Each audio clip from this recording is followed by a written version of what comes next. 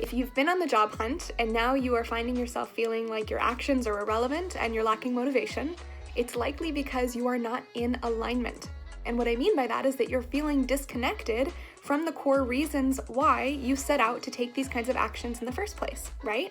So my question for you is to reflect and ask yourself, why is it that I'm hunting so hard for a job right now? What started me on the path of wanting to accomplish this? Because if it seems irrelevant, that might be a word for it got really hard all of a sudden. And that's not necessarily an excuse to stop, especially if it's something that is really important to you. So ask yourself, go ahead and write out in a journal, is working hard to find a job right now still my priority?